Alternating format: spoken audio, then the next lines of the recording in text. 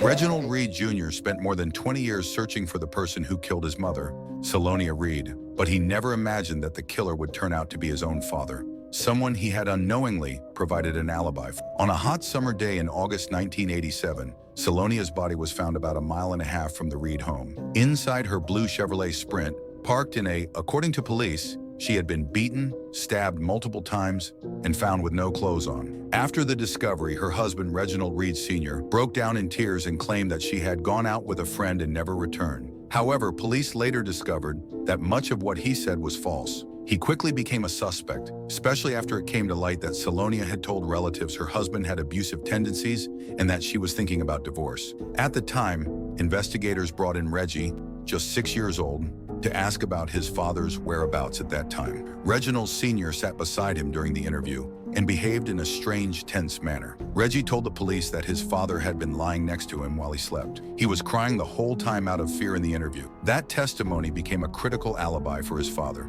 It wasn't until 2012, 25 years later, that a Texas Ranger knocked on Reggie's door and told him that his father was now the main suspect in his mother's case. Reginald Sr. was charged with second-degree murder, along with an accomplice, Jimmy Ray Barnes. Barnes agreed to testify against Reginald in exchange for a 5-year prison sentence. According to Barnes, Reginald committed the murder in the bedroom while Reggie was asleep, then drove Salonia's body to the location where it was eventually found. Barnes claimed to have witnessed the entire act. Even now, Reggie continues to question his father's guilt. It's hard for him to reconcile what the state says happened with the man he knew growing up. He's grateful for the love his father gave him, for sending him to private school, for raising him into the person he is today. But things changed after Reggie rewatched footage of his own interview from 1987. He noticed how his father kept tapping on Reggie's stuffed toy, something that now felt more like a tactic to make him nervous, to influence him. In that moment, Reggie says, his father no longer looked like the man he loved. He looked like a dark, twisted version of himself. To this day, Reggie still sees him as the father he loved. But what he did is something Reggie may never fully come to terms with. What do you think?